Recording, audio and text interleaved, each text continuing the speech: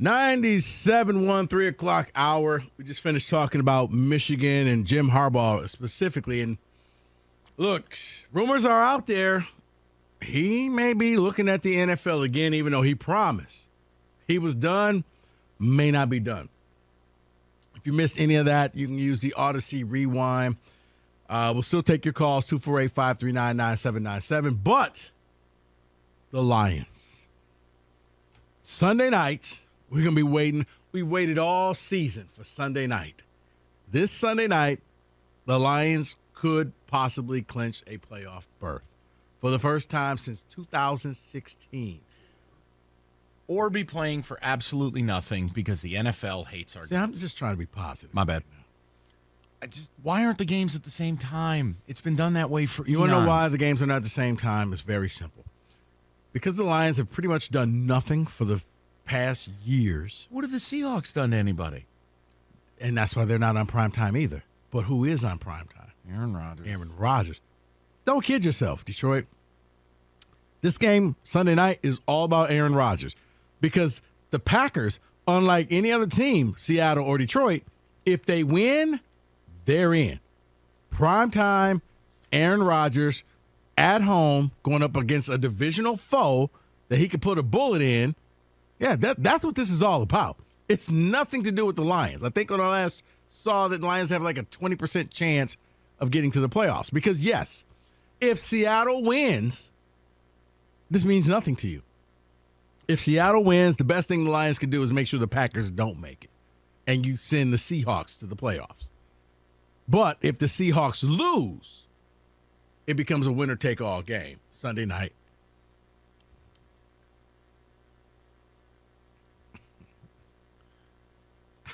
Okay.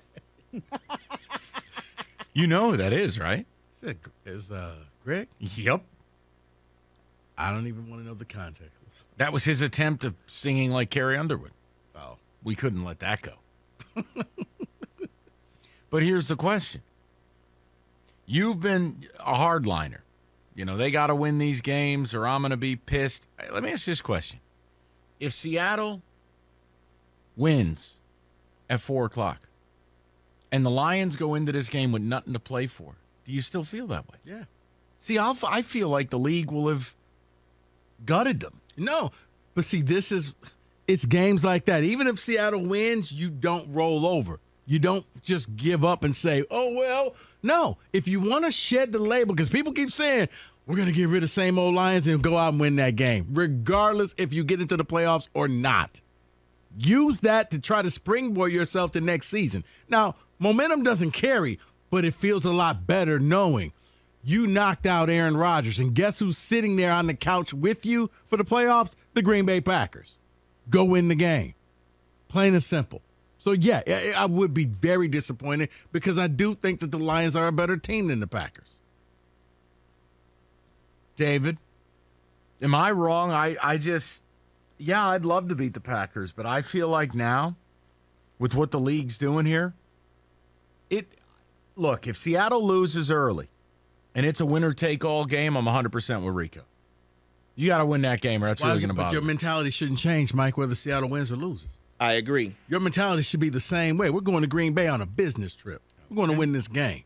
You started 1-6. You can still have a winning record after starting 1-6. Yeah, it's a business trip. You lose this game, and yeah, this season kind of seems disappointing because when all of a sudden you couldn't do anything anymore, you rolled over and you showed your belly. But we had playoff expectations for weeks now. This would feel super deflating going into this Green Bay game, knowing that we don't have anything to play for besides pride and winning another divisional game. Don't get me wrong. If they go out there and they lose a fantastic game on a winning field goal, and Green Bay kicks a 66-yard field goal type of thing, Campbell didn't screw it up. Green Bay they had their moment. Okay, you can live with that. But if Seattle wins and you don't even bother to show up and Green Bay wins this thing by 20, 30 points, I got a problem. Well, if Seattle wins that game, I go into that Green Bay game thinking to myself, man, what's even the point? I mean, I'm excited for the game, but I'm a little deflated. Here's the point. We're making reservation for Cabo, and hey, Green Bay, it's a 2-for-1 deal. Buy one, get one free. We're going to beat you, and you're going to join us on this trip to Cabo. That's what you want. 248-539-9797. It's just deflating, man. Just the idea of going into that game, man.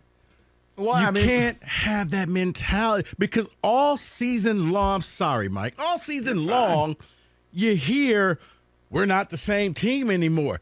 That's that same old lion type mentality. Well, we can't make the playoffs, so why even bother? Who cares? Oh, might as well put Eeyore on the side of your helmet. I don't think that's what I said, but all right. I just think the I'm league. talking to Kenny. think the league kind of screwed the Lions. That's all. Well, but it was never about the Lions. I know. You know where I'm at? And I know this probably isn't where you want to go with it. I pretty much want to take every TV network and launch them into the sun because they're ruining sports. They really are. Like part of the topic I had yesterday, that TV broadcast of the Michigan TCU game is every reason I'm upset. It really doesn't have anything to do with most of the Michigan players. It's all these TV networks. It's how they approach things. It's the narratives. It's the spin. It's like... But they offer you every variety. You could listen to Doug and John do the game. You could listen to TCU local radio do the game. Why would I do that when I'm watching television?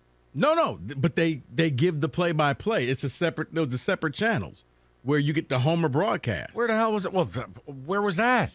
Like ESPN Plus? Yeah, it was on ESPN Plus. Oh, good. So I have to stream it. Yeah. No.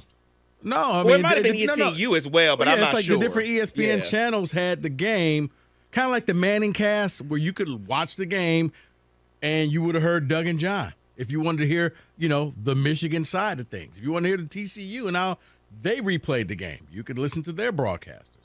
But I understand, Mike, when you pay over $1 billion, you can kind of do whatever the hell you want to do. And yeah, who's but gonna see say that no? that's the problem I have. Like, there's a way the NFL does these games throughout history, and now the networks get to come in and just do whatever they want to do. No, it's not true to the product. Seattle should be playing at the same time as the Lions and Packers. That's old school rules, scoreboard watching, drama. Right, but the true to the product ended when you put the Nike swoosh on the jersey. That's fine. I don't have to like it. You can be right, and I can still tell you I think it's ass. Well, okay, they're not going back to leather helmets. I'm not didn't ask for that. That's not what I said. And great example. No, that was the only time it was really pure. My beef with ESPN or ABC or these networks is they're more interested in selling a narrative than calling an effing game. Hey, did you see JJ's family for the 58th time? Yeah. Well, he meditated. I don't care. Well, see, that's just laziness right there. That is laziness. By me? No, not by you. Oh. It's laziness on the network that no one thought TCU was going to win the game. So why come up with stories? Because that's wasted time. Michigan's going to win, so we need some JJ stories. We need some Harbaugh stories. We need all the different stories of what Michigan's going to do. It's laziness. ESPN dropped the ball. No, you're right, because as you get towards the end of the game, then they start saying the running back of TCU is a block or a few away from SoFi Stadium. It's like, okay, that's great, but now you're feeding it to us because they're winning the game. David, that was a talking point. They didn't have a story. They had a JJ story montage, one shining moment type of thing. They had enough footage to do a one shining moment just on him. Oh yeah, he's one block away. His family could walk to SoFi. What else? They live close to SoFi. Did I say they live in L.A.? Inglewood, to be exact. That's all they had.